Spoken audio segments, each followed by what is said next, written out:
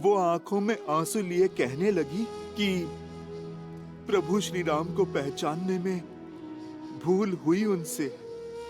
प्रभु श्री राम को जिसने नहीं जाना उसने कुछ नहीं जाना माता। ये बात तो उचित कही उन्होंने। माता, शीघ्र ही अयोध्या आपको पुनः पाने का सौभाग्य पाएगी माता। किंतु किंतु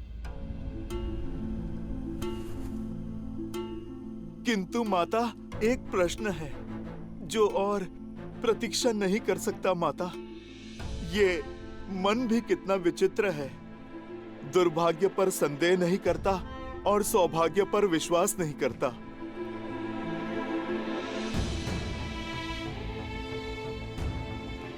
पुत्र का अधिकार है कि मन में उठ रहे हर संशय अपनी माता के सामने रखें। बताओ पुत्र, क्या शंका है तुम्हें?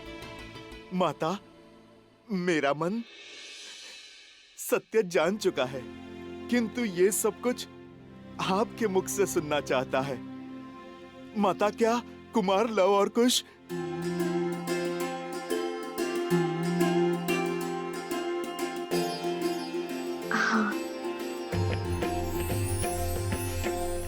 लवकुश मेरे ही पुत्र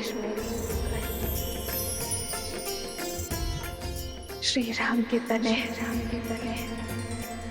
रघुकुल के वंशज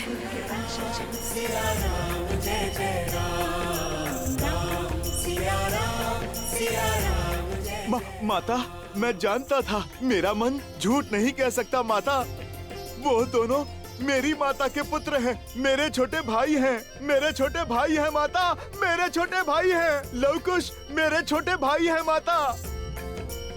हनुमान, इतनी आयु में भी बचपन। अब माता के सामने तो ये पुत्र बच्चा ही रहेगा ना माता। और फिर माता, बात भी तो ऐसी ही है।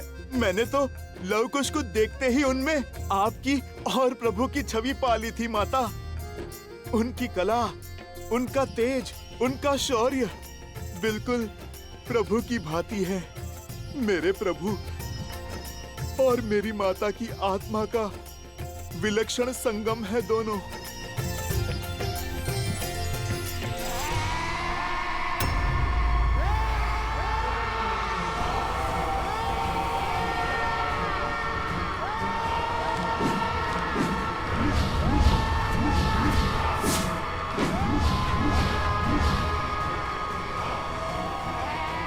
मैं इनके सामने अधिक देर तक नहीं टिक पाऊंगा कुश। इनकी चीखों के सामने मेरी सुध खो रही है।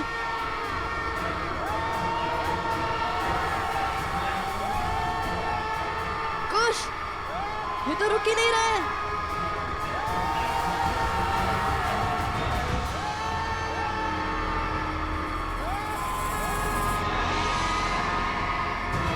दिव्यास्त्र का उपयोग कीजिए भैया। मुनिवर ने हमें इन्हें जीवित करने के लिए भेजा था, इन्हें मारने नहीं। मिल गया उपाय। हनुमान, संभालो स्वयं को। माता, मैं क्या करूं? मन उल्लास के सागर में गोते खा रहा है। उन्हें यहाँ वन में नहीं, वहां महलों में होना चाहिए। राजकुमारों के भांति जीना चाहिए माता। समर्पण से बोए और प्रेम से सींचे दाम्पत्य को खंडित करने का साहस कहां से लाती है नियति? क्या मैं अयोध्या के कल को आज उनके पिता के सम्मुख नहीं ले जा सकता माता? क्या प्रभु और आपके पग में पड़ी वियोग की बेड़ियों को मैं नहीं काट सकता माता? हनुमान, जब मेरा तप पूर्ण होगा तो मेरे प्रभु श्री राम मुझे और मेरे पुत्र को ढूंढने अवश्य आएंगे। भगवान वाल्मीकि और अन्य मुनिवर लवकुश को जिस पथ पर भेज रहे हैं वो तप का ही पथ है हनुमान। और तुम तुम तो बल और बुद्धि दोनों के ही स्वामी हो हनुमान। तुम्हें कुछ समझाने या बताने की आवश्यकता नहीं है। जो उचित लगे वो करो। जब लवकुश का जन्म हुआ था तो शत्रुघ्न भैया यहाँ आए थे। तब मैंने उनसे कहा था, सूर्यवंश के इन सूर्य का तेज अयोध्या तक नहीं पहुंचना चाहिए। आप किसी से कुछ नहीं कहेंगे भैया। किंतु तुम्हें कोई आज्ञा, कोई आदेश नहीं दूंगी, क्योंकि मेरे पुत्र हनुमान का निर्णय अनुचित हो ही नहीं सकता। माता, आपने मुझे डाल दिया ना धर्म संकट में। मेरा मन कहता है कि अभी प्रभु को सब सत्य बता दूं, किंतु धर्म तपस्या भंग करने का मैं अपराध नहीं करना चाहता माता।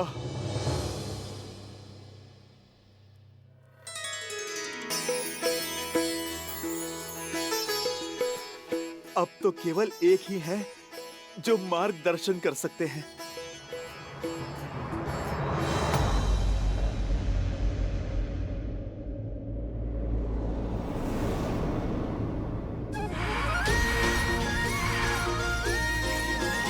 किंतु तुम्हें कैसे ज्ञात हुआ कि उनकी शिखा बांधने से वे शांत हो जाएंगे? इतना भी अज्ञानी नहीं हूँ मैं भैया। भूल गए भैया, बालपन में जब बालपन? अरे अर्थात जब और भी छोटा था, तब यज्ञोपवीत संस्कार के समय मैंने उपहास में सूंघकर उनकी शिखा खोल दी थी। तब माता ने बताया था, शिखा ऊर्जा को शीश चक्र को चारों ओर केंद्रित करती है, व्यक्ति को उच्च चेतना और दिव्य ऊर्जा से जोड़ती है। इसे खोलकर रखने से ऊर्जा अधिक स्वतंत्र रूप से प्रवाहित हो सकती है और बांधने से रुक सकती है, जिससे व्यक्ति का मन और मस्तिष्क भी स्थिर हो जाता है। अति उत्तम। चलो, कुछ तो पाठ स्मरण है तुम्हें।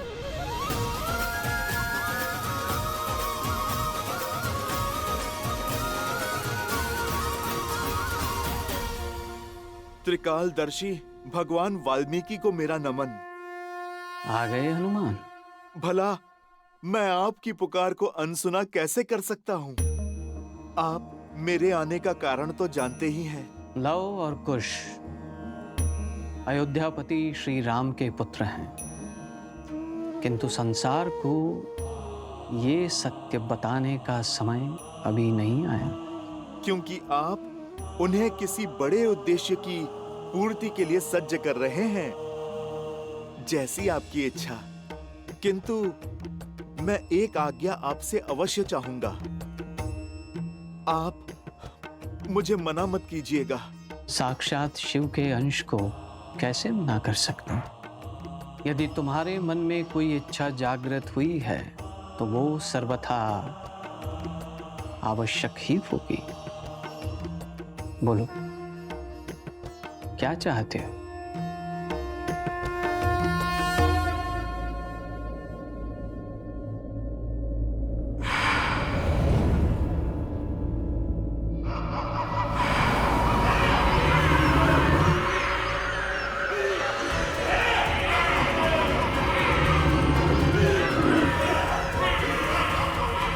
भैया, इन सब की शिखा बांधना तो संभव नहीं है। क्या करे कुश?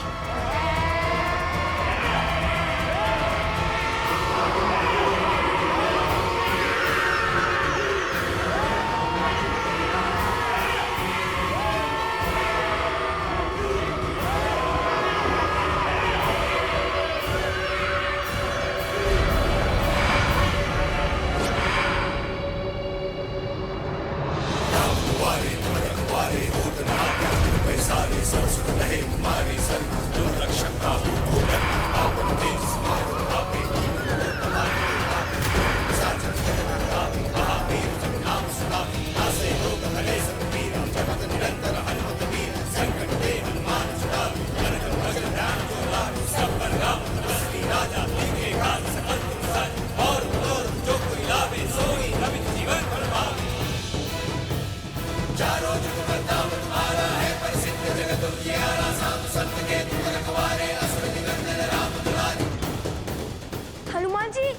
ये अवश्य ही अश्वमेध का अश्व लेने आए होंगे।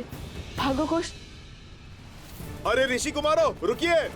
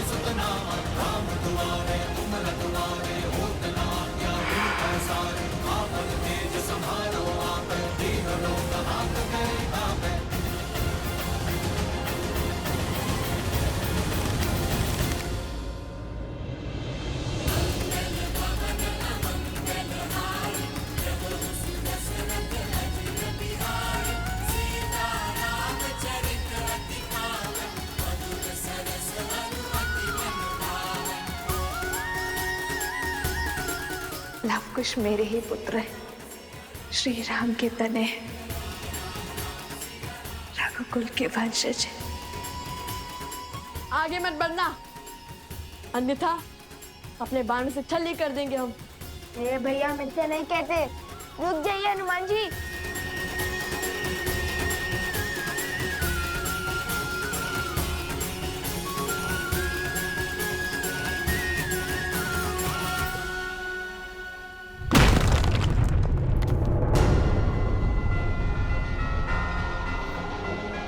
भैया अवश्य ही इनकी कोई योजना होगी अश्वमेध जाने की।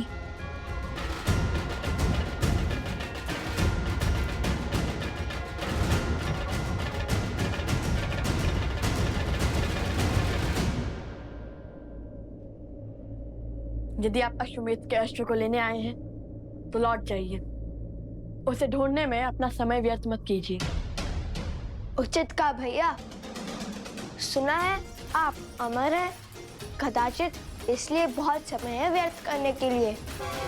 समय व्यर्थ करने वालों को एक दिन समय स्वयं व्यर्थ कर देता है।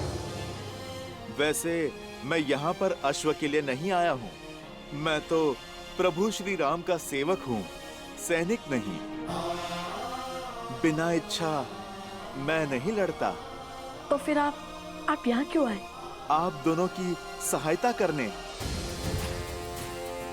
आप दोनों माता सीता की खोज में निकले हैं ना? उनका तो पुत्र मैं भी हूँ। आप दोनों का हाथ बटा दूं?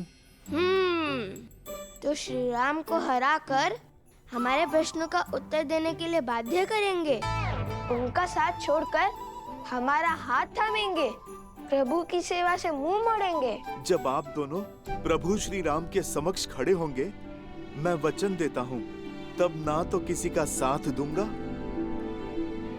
और ना ही हाथ थामूंगा। प्रभु राम की सेवा हो या फिर माता सीता की सेवा, वो दोनों एक ही तो हैं मेरे लिए। ठीक है, आप हमारे साथ आ सकते हैं। पहले बताइए, इस सहायता के बदले में क्या चाहिए आपको?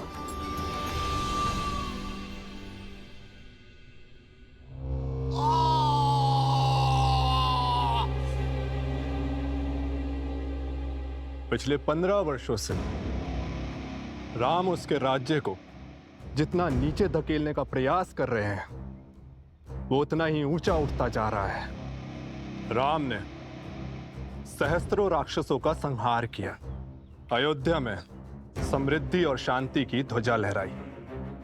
वहां ना कोई अब भिक्षा मांगता है, ना कोई चोरी करता है। उसने सब कुछ पा लिया और हमने सब कुछ खो दिया। आपका पुत्र, आपका राज्य, आपका सम्मान, आपके भाग में केवल एक जीत आई, राम और सीता का वियोग, और कुछ नहीं। आपकी पराजय हो चुकी है। माना कि मेरे प्रयास विफल हुए, किंतु जब तक अयोध्या में एक भी जीव के मन में अधर्म का वास है, धर्म कभी पूरी बात नहीं जीत सकता।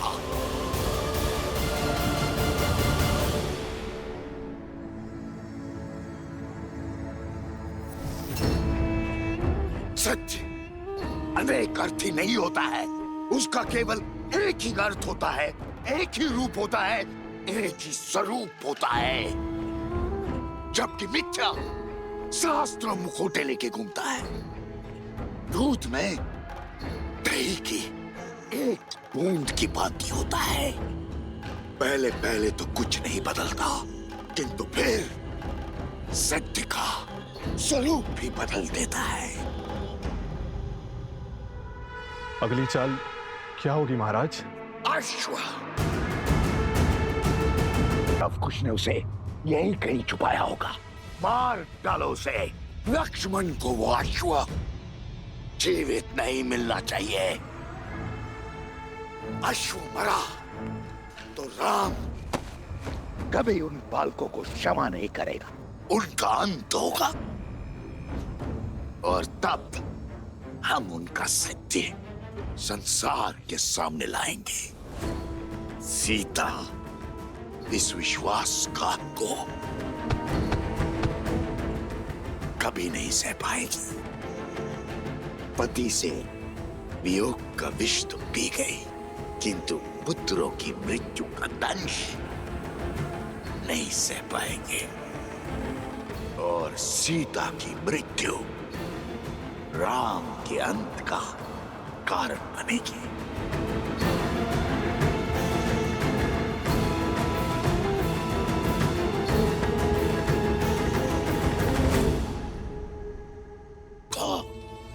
परंतु उस अश्व को मारेंगे कैसे? उसे तो देवताओं का संरक्षण प्राप्त है। स्मरण नहीं, प्रबंधासुर की क्या दशा हुई थी?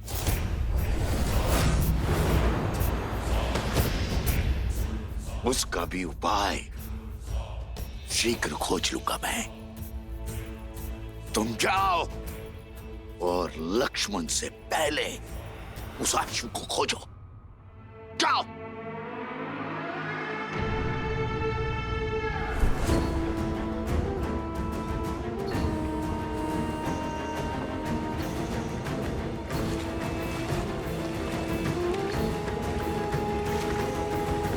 प्रतीक्षा करने के लिए धन्यवाद राजानुज।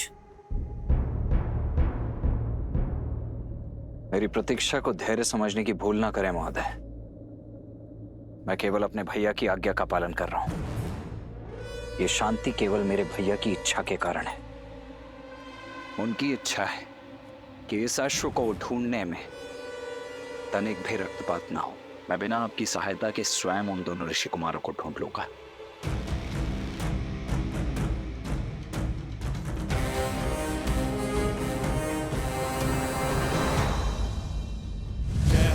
जय हनुमान, जय हनुमान, जय जय हनुमान, जय हनुमान, जय जय हनुमान, जय हनुमान, जय जय हनुमान। दुर्गम काज जगत के जेते, सुगम अनुग्रह तुम्हारे तेते। इस सहायता के बदले में क्या चाहिए आपको? और अब उत्तर भी दीजिए। हनुमान जी, अति उत्तम। इनकी गोद में 100% सुरक्षित हो। जय सिया राम। अरे ये बालक तो जाग रहा है। किंतु आपने हमें बताया नहीं कि सहायता के एवज में आपको क्या चाहिए। क्या आप दोनों ने वो गीत गाना छोड़ दिया? क्या? राम कथा।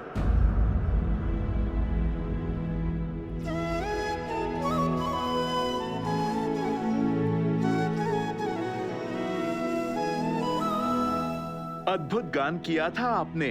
एक बार पुनः मेरे लिए उसका गान करें। कदापि नहीं। प्रभु श्री राम और माता सीता के प्रति हमारे मन में श्रद्धा और समर्पण अडिग है। इसलिए जब तक हम अपने प्रश्नों का उत्तर नहीं पा लेते, हम राम कथा का गायन भी नहीं करेंगे।